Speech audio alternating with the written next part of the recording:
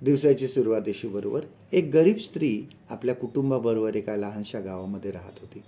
तिचा नवरा, एक मुलगा आणि एक मुलगी असा त्यांचा परिवार होता.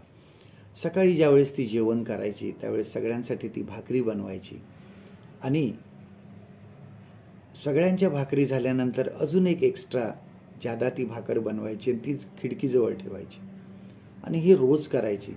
तिचा विचार असा होता की कोणतरी भुकेला येईल आणि ती भाकर घेऊन खाईल. एक म्हातारा, खूप म्हातारा, अगदी वाकलेला काठी टेकत यायचा आणि ती भाकर घ्यायचा आणि ती घेऊन जाताना तो एवढंच म्हणायचा की जे वाईट आहे ते तुमच्याजवळच राहील, जे चांगलं आहे ते तुमच्याकडे परत येईल. आणि असे काही दिवस जात असे आणि ती रोज ते एक भाकर बनवून त्या ठिकाणी ठेवायची. एक दिवस तिचा मुलगा म्हणाला की मी लांबच्या गावामध्ये जातो, आता मी पण काहीतरी काम करायला सुरुवात करतो, काहीतरी कमवतो मी. आणि नंतर तो त्या लांबच्या गावाला निघून गेला. आणि ह्या बाईचा जो रोजचा नियम होता त्याप्रमाणे ती सर्व काही करत होती. आणि ती नेहमी ह्या म्हाताऱ्याला बघायची आणि हळूहळू तो म्हातारा काही बोलायचा नाही, फक्त ते एकच वाक्य बोलवायचा. आणि हळूहळू त्या म्हाताऱ्याची ह्या बाईला चीड यायला लागली, तिचा राग यायला लागला की हा म्हातारा काहीच कसं बोलत नाही. जाताना निदान त्याने माझ्याकडे बघावं, आभार मानावे किंवा आपले हात जोडावे, असं तो कधीही करत नाही. फक्त ते एक वाक्य बोलतो आणि निघून जातो. आणि त्या रागाची जागा हळूहळू द्वेषाने घेतली.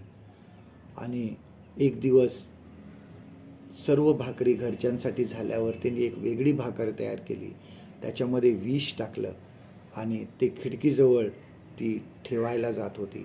आणि तिला असं वाटत होते की हा भाकर खाऊन हा म्हातारा मरून गेला तर बरं.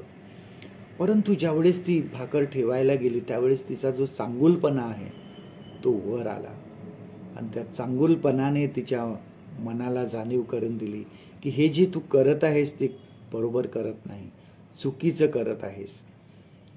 आणि तिला खूप पश्चाताप झाला, तिचा थरथर कापायला लागली ती आणि तिला असं वाटलं की मी हे करू नये. आणि शेवटी तिने ती भाकर घेतली आणि चुलीच्या आगीमध्ये तिने टाकून दिली आणि नंतर एक चांगली नवीन भाकर बनवली आणि त्या खिडकीजवळ ठेवली.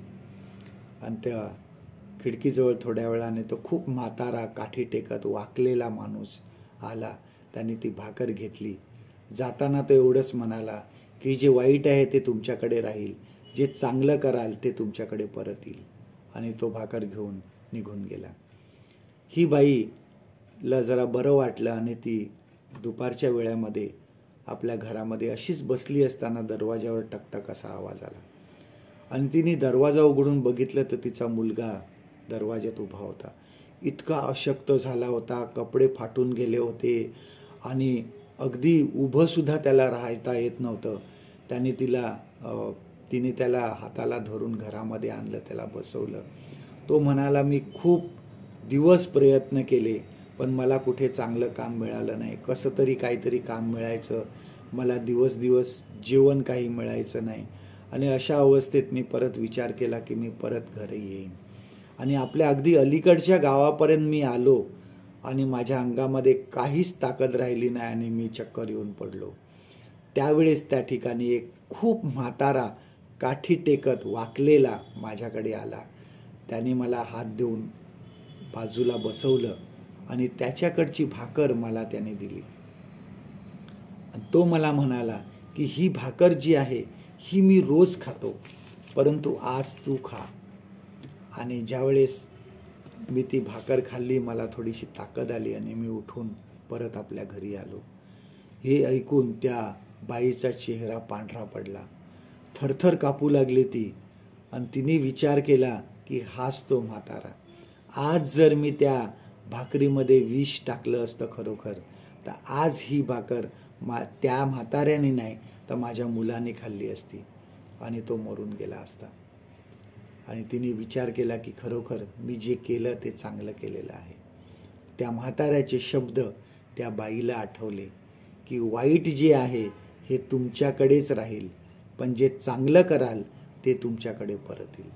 आपल्या जीवनामध्ये चांगलं ते करण्याचा कधीही कंटाळा करू नका, चांगलं ते करत राहा. आजचं देवाचं वचन आपल्यासाठी हे आहे. नीतिसूत्र ह्याचा 17वा अध्याय 13वं वचन, प्रोव्हर्ब्स चॅप्टर 17 and verse 13.